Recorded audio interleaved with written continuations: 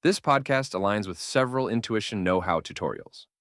Every day, the world's top financial institutions rely on intuition know-how to deepen their expertise in both foundational and emerging subjects, from AI and sustainable finance to fintech, regulation, and core banking concepts. Search Intuition Know-how to learn more. While the U.S. is turning to tariffs in an attempt to rebalance its widening trade deficit, deeper structural forces are also in play, most notably the world's enduring trust in the U.S. as a safe harbor for capital. In April, President Donald Trump shocked markets by announcing the largest tariff hike in U.S. history, sending effective tariff rates surging from 2.5% to 22.5%. The primary stated goal? Reduce the country's persistent trade deficit. But whether tariffs can meaningfully address the imbalance is just one part of the puzzle. The bigger question is why the U.S. has run trade deficits for nearly 50 years, and how this is linked to sustained foreign borrowing on a vast scale. What is the history of the U.S. current account deficit? Since the 1970s, the U.S. has consistently imported more than it exports. More recently, the gap has widened sharply. The current account deficit has doubled since 2019, and U.S. net liabilities to the rest of the world have climbed to 90% of GDP, an all-time high. Prior to the COVID-19 pandemic, the trade deficit appeared more manageable, with net foreign liabilities relatively stable around 50% of GDP. But the pandemic-era policy response, in particular, aggressive fiscal stimulus, upended that equilibrium. This was compounded by the strong performance of the U.S. tech sector and a booming stock market, both of which helped drive the dollar higher. A stronger dollar made imports cheaper, further widening the deficit. Today, the trade gap stands at around 4% of GDP. Economists generally agree that a reduction of at least 2% of GDP would be needed to bring the external position back towards sustainability. And that estimate doesn't even account for changes in borrowing costs. If financing conditions were to tighten, whether through higher interest rates, reduced investor appetite, or broader market stress, the adjustment required could be significantly more painful. This isn't the first time the U.S. has faced large and growing imbalances. Similar episodes occurred in the early 1980s and mid-2000s. During the 2008 financial crisis, the U.S. trade deficit narrowed, but not due to deliberate policy changes. The sharp contraction in domestic demand and global trade led to a steep drop in imports. Despite originating in the U.S., the crisis triggered a global flight to safety, and the dollar in fact strengthened as investors liquidated risk assets and sought refuge in U.S. treasuries. What are the structural drivers of the U.S. trade deficit? Cheap imports from China and the effects of globalization are often blamed for the U.S. trade deficit. But the real drivers are deeper and more structural, tied to capital flows as much as trade dynamics. While the U.S. persistently runs trade deficits, it consistently runs a capital account surplus. Global investors are eager to buy U.S. assets, and that inflow of foreign capital effectively finances the trade gap. The two accounts are mirror images in balance of payments terms.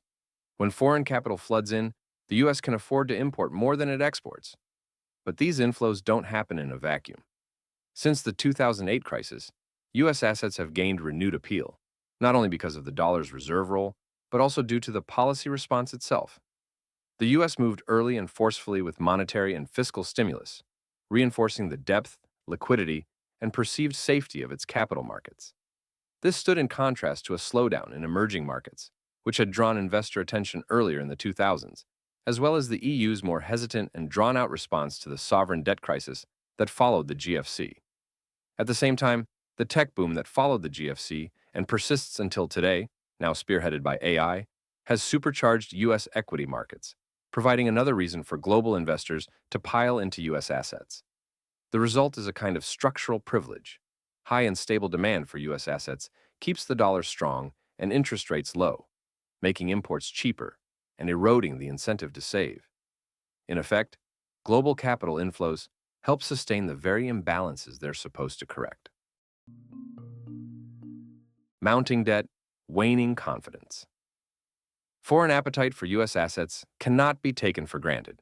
When President Trump announced tariff hikes, Treasury prices fell, and the dollar weakened, in early signs that investor confidence may be fraying.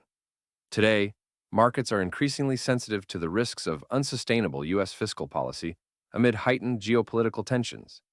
Yet despite growing concerns, the U.S. continues to borrow aggressively, even as it strains trade relationships. At the same time, skepticism is growing about how well official statistics capture America's true external position. Corporate profit shifting to low-tax jurisdictions likely understates U.S. exports and distorts reported investment income. Some researchers estimate this could mean the current account deficit is overstated by as much as 1% of GDP.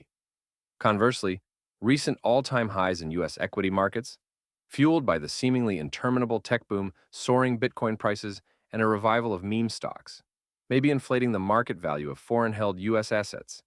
This can lead to an overstatement of U.S. liabilities on paper, reflecting valuation gains rather than new borrowing. Meanwhile, structural demand for U.S. assets is showing signs of softening.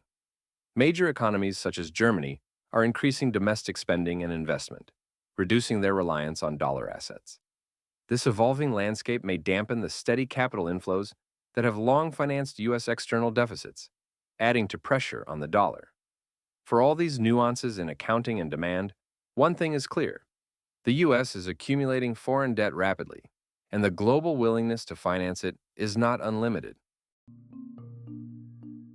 The dollar privilege and its limits.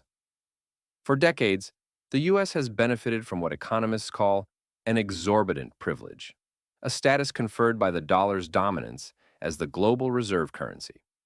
One manifestation of this privilege is that the U.S. earns more on its foreign investments than it pays to foreign holders of U.S. assets.